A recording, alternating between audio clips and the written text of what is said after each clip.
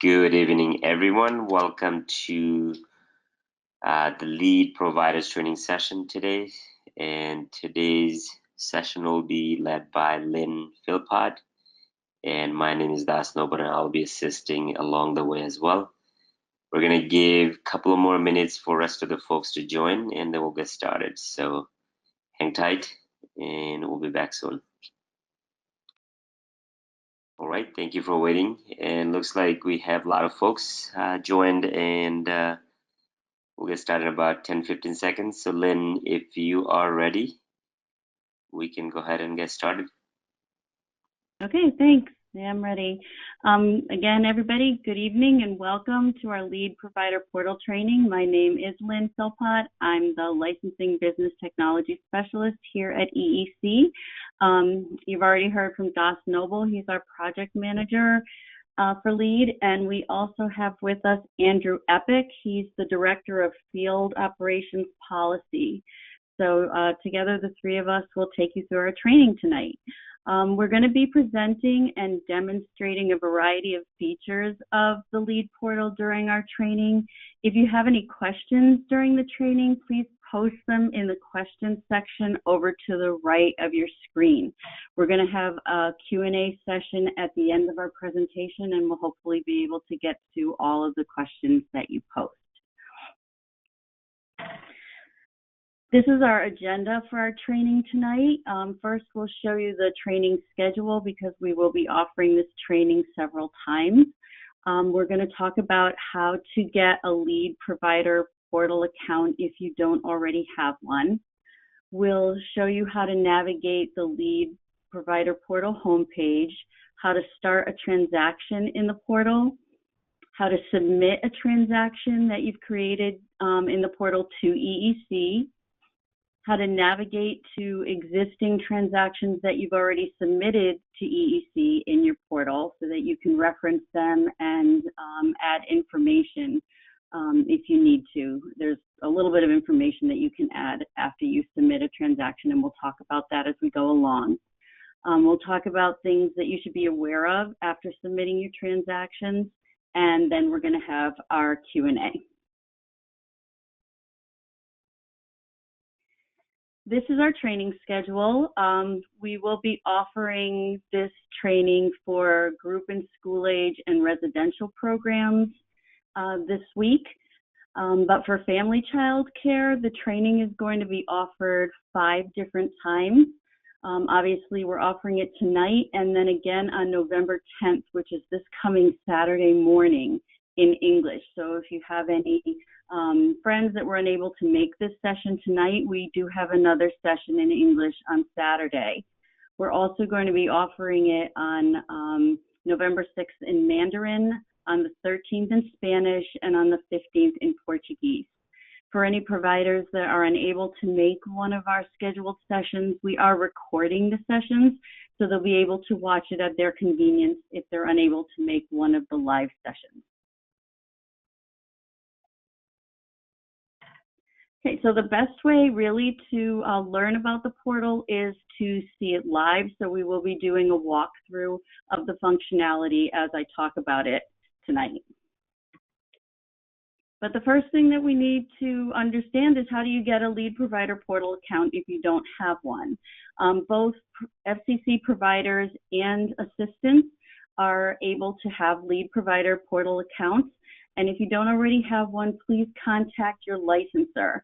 For family child care, you can also contact the main phone number at your regional office, and the admin staff, the people that answer the main line, they can also help you and give you access to the portal.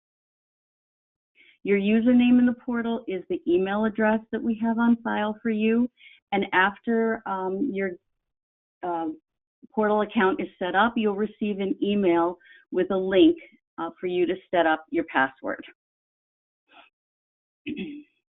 Sometimes that email goes to your junk folder, so if your account is set up and a couple hours go by and you don't see the email from Lead, please just check your junk or your spam folder to see if the email has gone there.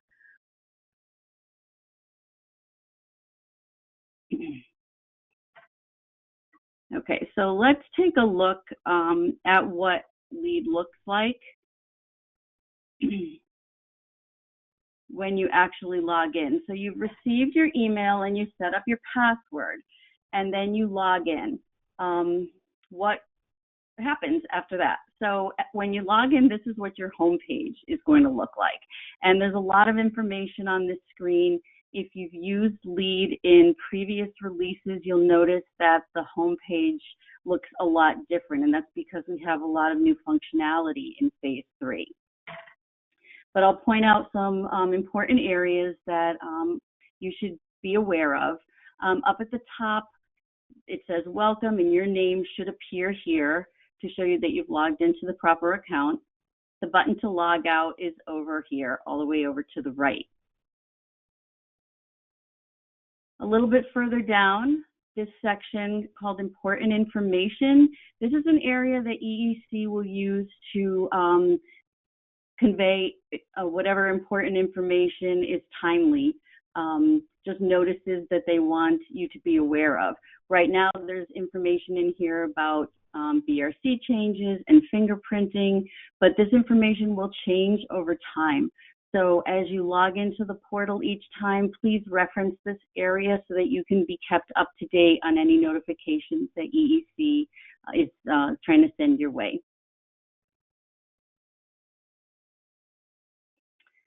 Down here in the blue areas is more information about your child care license. Your name will appear here, and the status of your license is in these two fields. So this sample provider that we're looking at here is licensed, and her license is current. If she were, for example, expired, or if her renewal were in process, that would be showing here in her statuses, just to give you an example of what else you might see here. In the next section, it tells you what your capacity is, what your most recent issue date of your license is, and when your license expires. So this information is available to you in a handy location. Over to the right of that, there's two counters. The first counter tells you how many days are remaining on your current license. So this particular provider has about a year left on her license.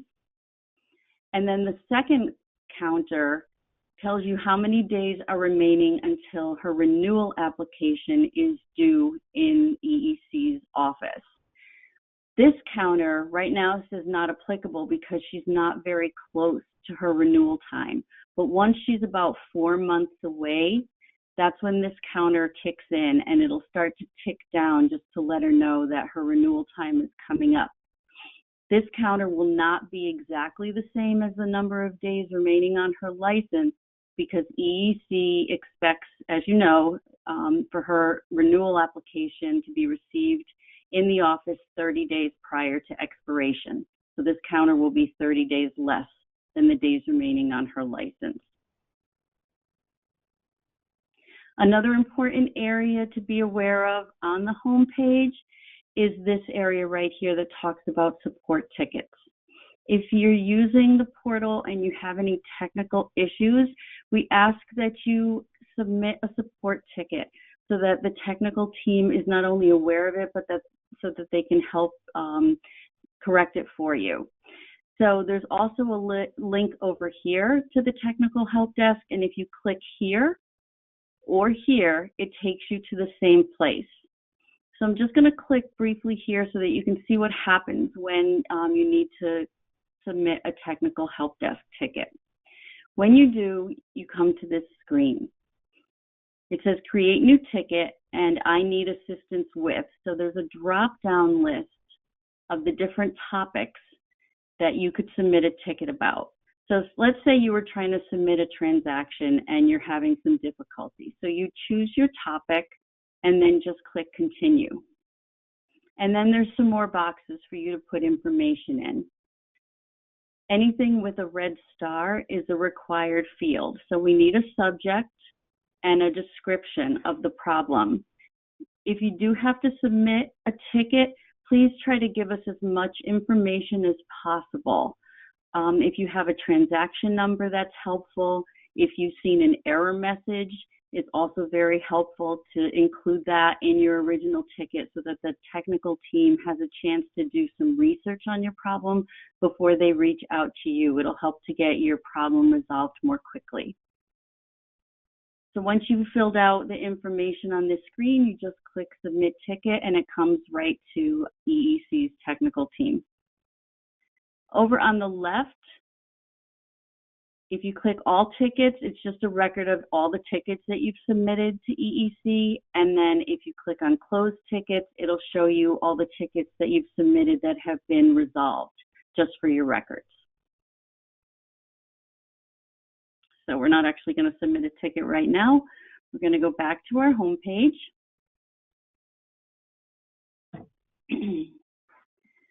Also on the left, if we click provider information, I'm just going to go through this really quickly because this is not new for phase 3. This page will look familiar to you if you used LEAD in phase 2. This page has information about your license.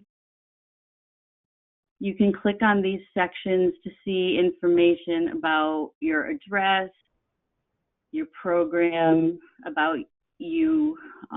This one had what language you speak. It has information about your capacity and your expiration date. There's also areas on here for you to see the reports from any visits and investigations that have occurred for your program. There's a link up at the top for you to submit a new incident or injury report, and also to respond to any non-compliances related to visits or investigations. You can also start a new licensing transaction here, but in general, you would do that from the home page just because that's where you land when you log in. So we're going to go back to the home page. So here is the new transaction button. We're going to come back to that in a minute.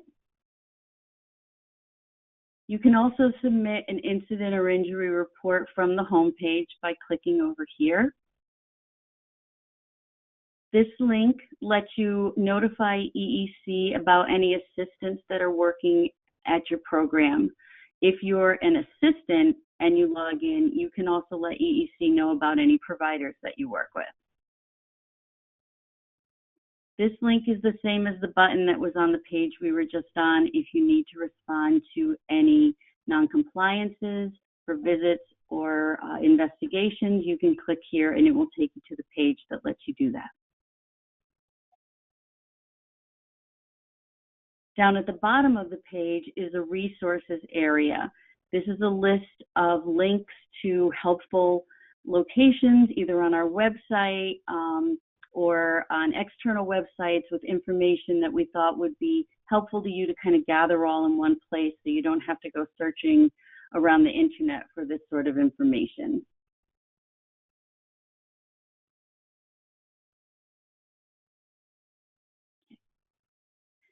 So what exactly is a transaction? A transaction in LEAD is anytime that you need to submit information or an application to EEC. So your renewal application is now going to be called a renewal transaction. If you need to let your licensor know that you're moving, you would submit a change of address transaction. So that's what a transaction is in LEAD. So now every time you need to really let EEC know about something, you would click on New Transaction and find the transaction that fits your needs. So if you click on New Transaction, you come to this page. And this is going to show you a list of all the different transactions that are available to you at this given time. And what do I mean by that? What I mean is this list of transactions that's available to you will change over time. So if you're nearing your renewal date, you'll see the renewal transaction in this list. But if you still have 2 years left on your license, the renewal transaction is not going to appear for you because it's not time for you to renew. Similarly, if you wanted to let EEC know that you were moving, you would start a change of address transaction. But let's say you started it and didn't submit it to EEC yet. If you click New Transaction again, you won't see this here because EEC knows that you already started that transaction, and it kind of prevents you from starting the same thing twice. So EEC knows what's going on with your program, knows what kind of things you have in process, and changes the list of the transactions that you can see in this area based on those factors.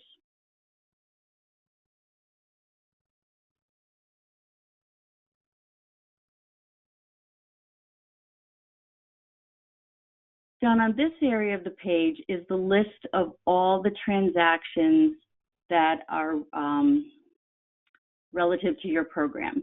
And there's 4 different tabs down here, depending on what state your transactions might be in.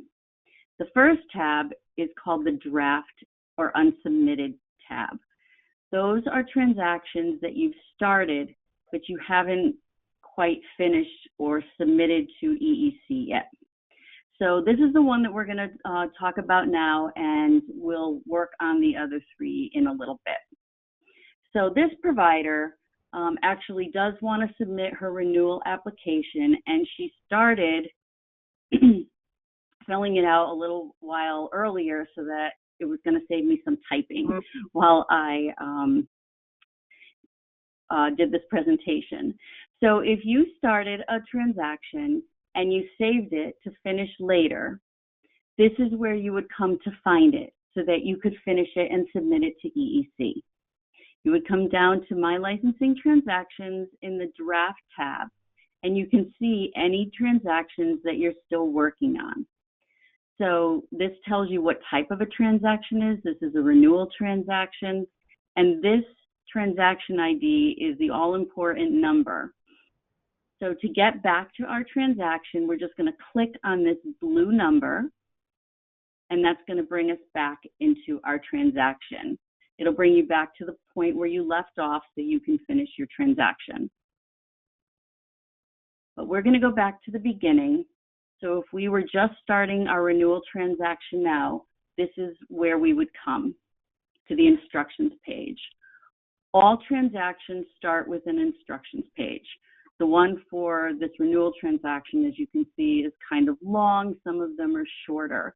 But the instructions page is intended to let you know everything that you're going to need to have completed or need to have with you in order to submit your transaction to EEC. It'll talk about trainings that you'll need to have taken, any like prerequisites before you can submit your application, any fees that you're going to need to submit to EEC as well.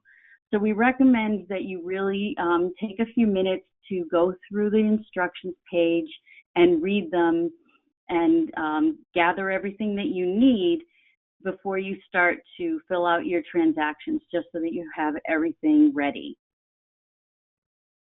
So once you've read through the instructions page, just come down to the bottom and click Next.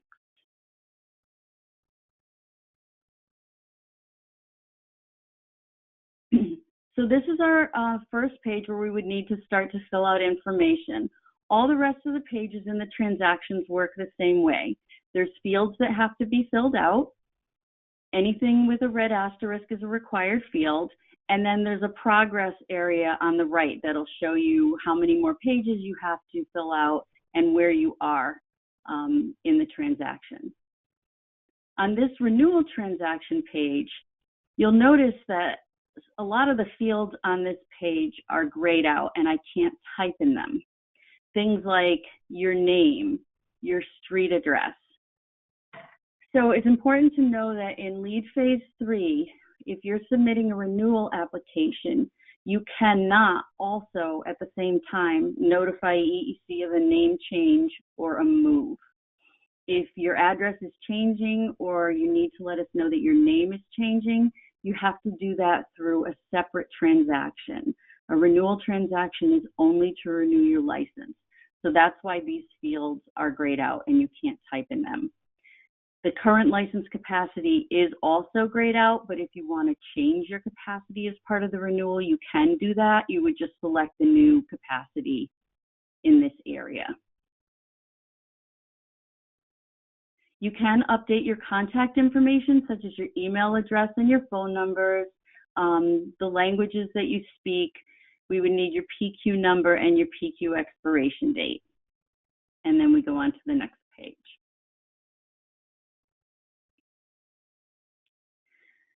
This is a household members page. Just with the paper applications as well, you need to list all of the people that are in your household or who are regularly on the premises. But with the lead transaction, it's actually even a little more important than that, that we have all the correct information. And the reason for that is because lead uses this list of household members and regularly on the premises to send out electronic background check forms. So it's important that we have everyone listed that's in your household and that the list is complete and that the information is complete. So when you come to this page, the first person that you will see will be you, the provider. And you'll know that it's you not only by your name, but your role right here will say main contact licensee. There should be only one person on this page who's the main contact licensee, and that's the provider. We do recommend that you click the edit button just to make sure that all of your information is correct.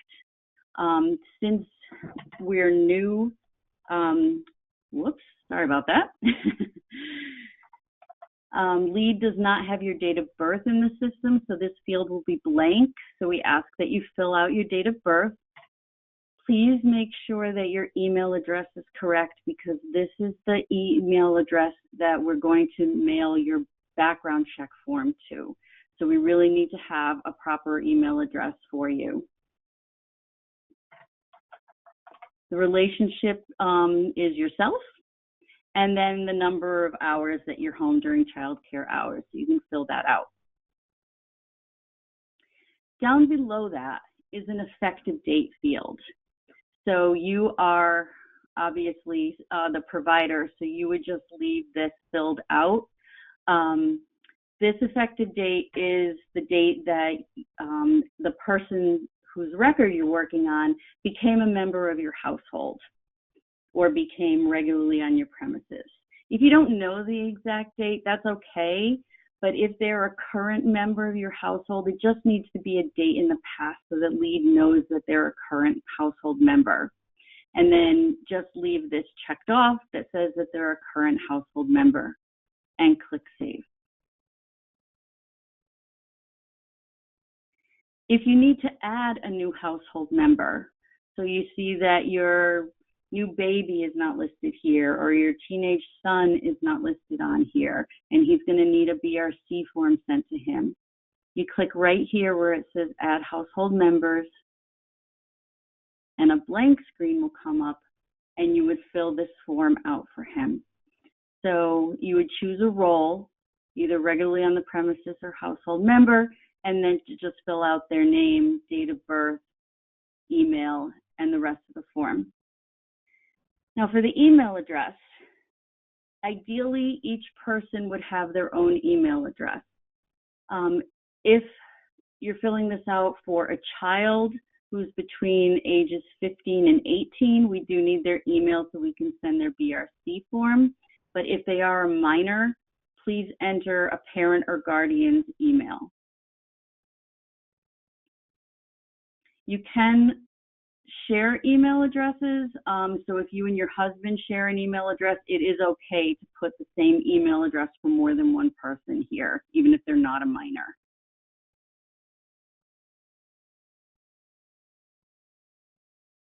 If you see someone here who's listed who no longer is a part of your household, you would click Edit to get to their record. And down here where it says current household member or regularly on the premises, you would uncheck that box. And when I do that, notice that this appears on the right. So when they were current in my household, I didn't have anything on the right, I just had an effective date. But if I say they're no longer current, now LEAD is asking me to put in a term date. And the term date is the date that this person is no longer a part of my household or is no longer regularly on the premises. So when I fill this out and I click save, that means the person is no longer part of my household. They're still listed here because this is our record of who used to be in your household, but they will not be sent a BRC form as part of your application. Once you're done listing everyone that's in your household, please be sure to check off this box that says you reviewed this list and that it is accurate and complete, and then click Save and Next to move on to the next page. These next few pages have a lot of questions about your license and your background, and they're yes and no questions. If you answer no to any of these questions, you would just move on to the next question. If, however, you answer yes to any of the questions, then a box appears and you need to enter some more information to explain your answer. But if you click no, the box is not there because you don't have to provide any more information. The questions on the next page work the same. The background information questions, if you answer yes to any of them, you would have to provide more information answering the question that the application is asking you.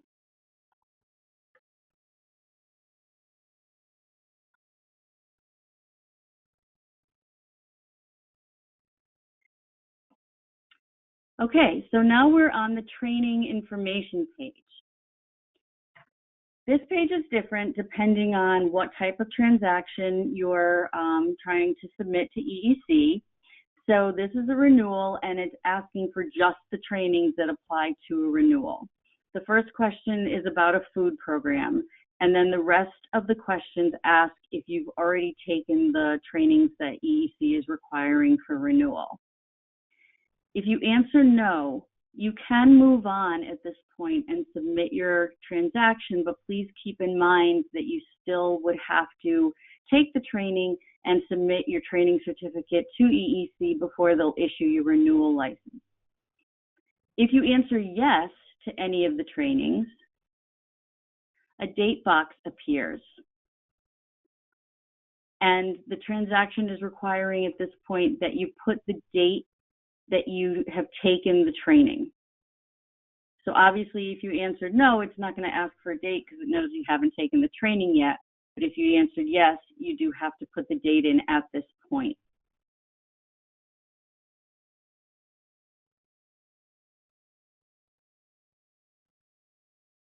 The next page is asking about your indoor space and your drinking water. The drinking water question seems to be causing a little bit of confusion among some of our providers. The two options are private water supply or town water. If it's town water, that means that it comes from the city. If it's private water, that means that it comes from a well on your property. So if you choose private water supply, EEC is going to be looking for a well test. So those are your two options for the drinking water question.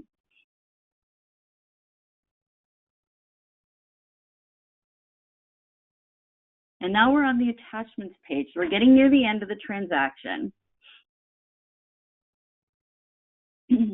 For the attachments page, the transaction is now looking for copies of first your medical letter, which you know you have to supply to EEC as part of your renewal.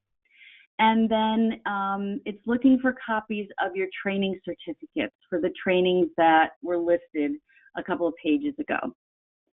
If you answered that you haven't taken the training yet, it's going to be listed under this additional attachments page, which means that you don't have to submit the training certificate now, but you will have to submit it before your transaction can be completed.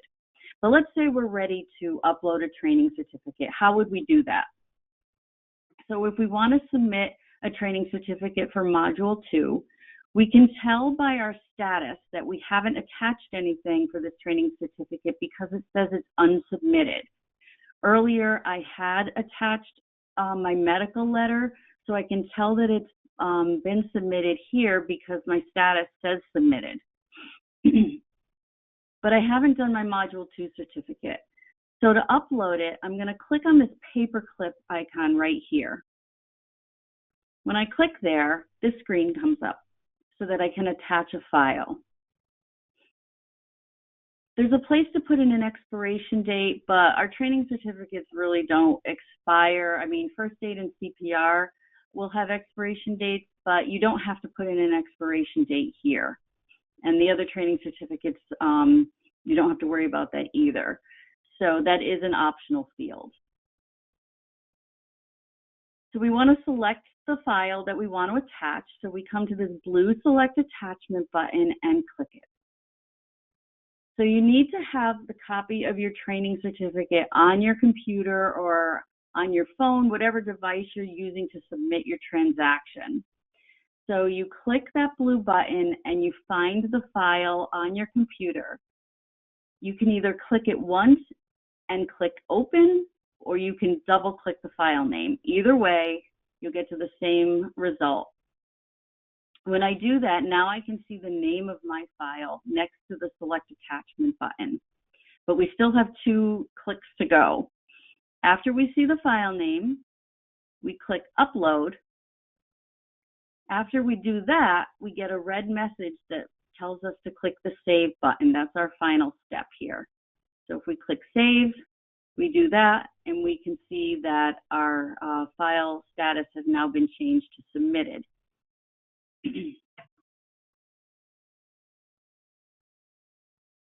So you can upload the rest of your certificates, or you can move on to the next page if you're not ready to upload those.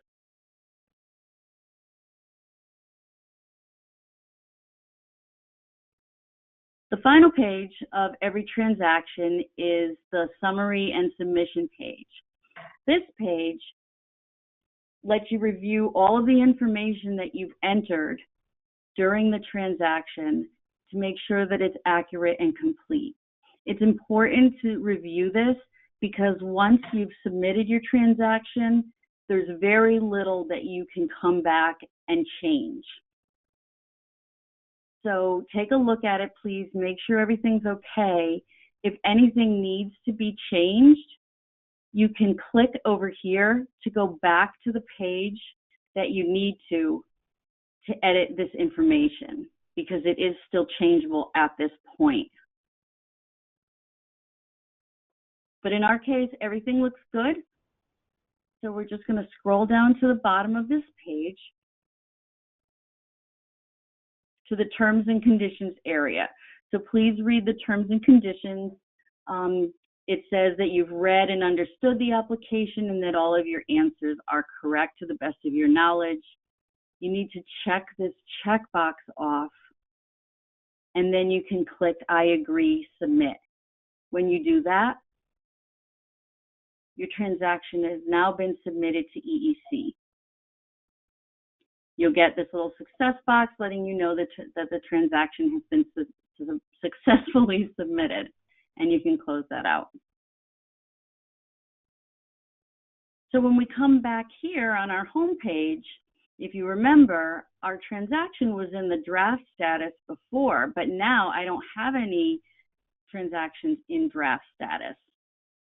But if I move over to the next tab, to my transactions that say in progress submitted, I can find my renewal transaction.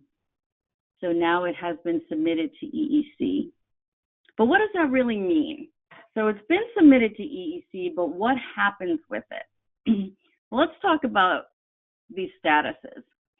So in progress submitted means that you filled out all the fields, You sent it to EEC. EEC did receive it, but there's still some information that EEC needs to receive from you before it can process your transaction. So in the case of a renewal application, what could those things be? Well, to start, we know that you need to send in your check, so you need to submit the fee.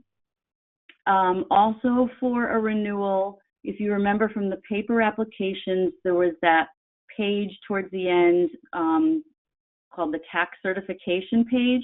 You still need to sign and submit that. And then we need your BRC forms signed and submitted and sent back to EEC. Once those things have been completed, then your transaction would move to the next status, which is in progress under review. What that status means is that EEC has received everything it needs to move your transaction over to the licensor, and the licensor can now begin processing your application. So if you've submitted a transaction and you still see it in this submitted status, that will tell you that EEC is still waiting for something from you. So if you don't know what it is, give the office or your licensor a call so that we can let you know what we're waiting for so that we can get your transaction moving along. But EEC does try to help you and give you the information that you need in order to get your transaction completed. When you submit your transaction, we send you emails to let you know what you should be doing next. So in our case, if we come over here to our inbox, we have 2 emails that just came in for the transaction that we submitted. The first one we received is this one. It comes from the Department of Early Education and Care. In case you're looking in your inbox, you can find emails that either say EEC Lead Alert or from the Department of Early Education and Care. And this one says licensing transactions successfully submitted. Here's that all-important transaction number. This was that blue number that we clicked on our homepage. This is also included in this email, so you have a transaction number to refer to. The email lets you know that we got your application, but that we still need that tax certification statement and your fee. So in regards to the fee, down here it will tell you exactly how much we need and who to make the check out to. At this point, we don't accept electronic payments, so you do still have to mail your check into your regional office. And the regional office address is also included in this email. We do ask that you either print this email out or at least write this transaction number on your check so that when we get your check in the regional office, we can easily match it up to the right transaction in the system. Now for the tax certification statement, this paragraph will tell you that you need to fill it out, but how do you do that? Well, there's a link in the email that you click on, and it takes you into DocuSign, which is a way to electronically sign documents. So you click this checkbox that says you agree to use electronic records and signatures and click Continue. And this page should look pretty familiar to you from the paper application days. You just need over here to put in your social security number, or if you use a federal tax ID, you need to put that number here. And then you click this yellow box to electronically sign the document. So if you click it, this window will pop up so that you can choose your signature. It's got your name up here and it turns it into a signature. If you don't like the way your signature looks, you can click Change Style, and it gives you several different styles of signature to choose from. If you don't like that either, you can click Draw, and you can draw your own signature with your mouse, or if you're on a tablet or a phone, you can draw it with your finger. Once you're satisfied with your signature, just click Adopt and Sign, and your signature will show up here. When you click Finish, the document is automatically sent back to EEC, and it's matched up with your application in the system, so you don't have to worry about how do I get that document back to EEC. It's all automatic. Similarly, you're going to get a BRC or background record check email. Every person that you listed on your household member page who is at least 15 years old is going to get their own background check email. The email will be addressed to the person that it belongs to. So if you're sharing an email address among several people, please be careful that the person that it's addressed to uses the right email link. Please don't share emails. Please don't let several people click on the same link and fill out the background check form. Everybody has to use the link that comes in the email that's addressed to them. Very, very important. So in this case, this is our licensee. She's our provider. She clicks on the link to fill out her background check form, and it's the same thing. Before she goes into DocuSign, she types in her name and her email address.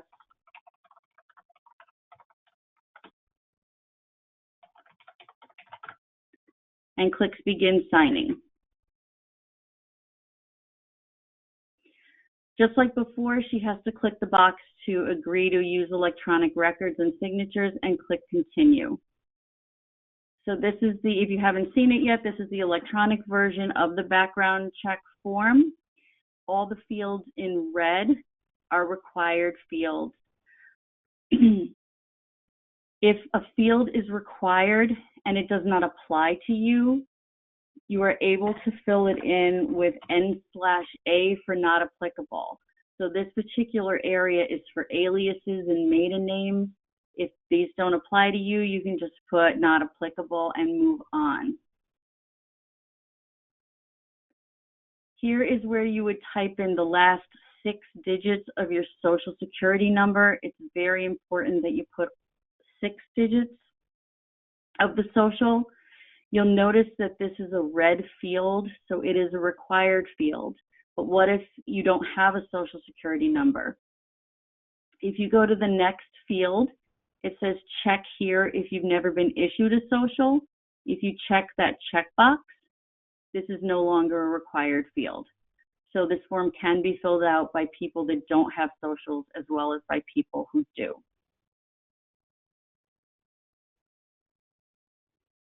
Now, earlier I was talking about if you need to fill out a background check form for a minor child. So if your child is under 18, the parent needs to sign the form for the child.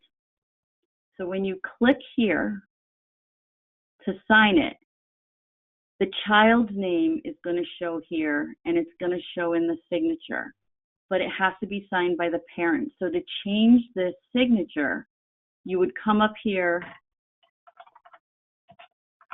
and type in the mom's name or the father's name, who's ever signing for the child, and that automatically changes the signature. And then click adopt and sign. And then the signature is the correct one that we need.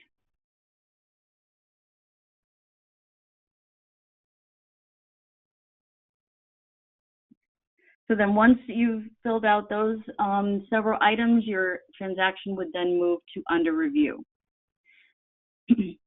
When your transaction is in this in progress submitted status, you'll notice that when you look at the transaction, there's this area called useful links. And there's several things that you can do while your transaction is still in this status. If you click on the transaction number, you will go back into your transaction like we did earlier. But if we look at, I don't know, one of the pages, you can't change any of this information anymore because your transaction is already submitted. So there is very little that you can do by going directly back into the transaction.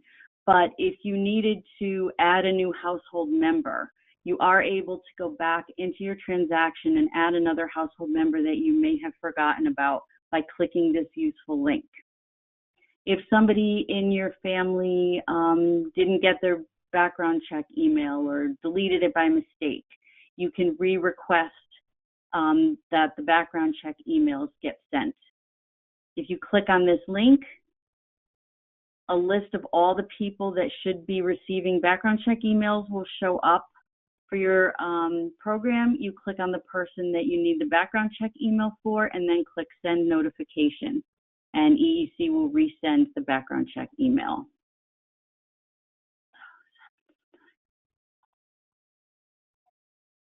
Okay. If you want to let EEC know that you've mailed your check, you can click this link that says click to confirm that the fee was mailed to EEC. You don't need to do that, but if you just like to let us know that it's on the way, you can click it to just to notify us. So once you've taken care of all those things and your application moves to under review status, you'll notice that a lot of the useful links are gone, and that's because you've already completed those steps. So at this point, you can still add more household members if you need to, but everything else is gone and the transaction is being worked on by your licensor. Once the transaction is completed and closed, it's still available here for you to reference, and you can click on the transaction number to look at what your application looked like when you sent it to EEC, but there's nothing that you can do to modify it because everything's been completed.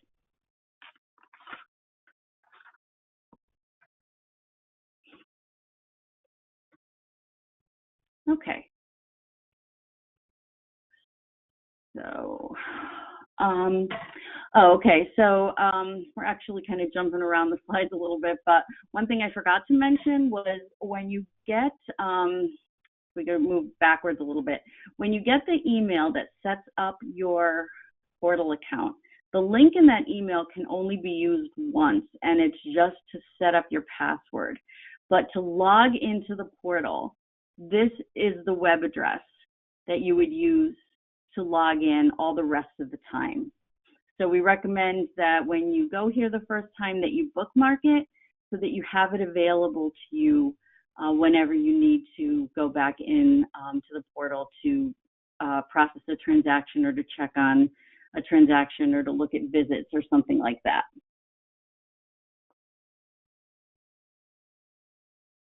Okay, so we talked about how to find your transactions.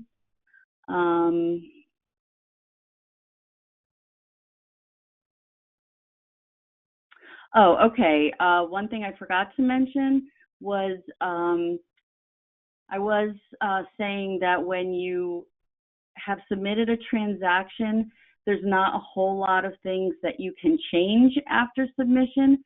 However, you can go back into your transaction and go back to the attachments page when you need to upload the rest of your training certificate.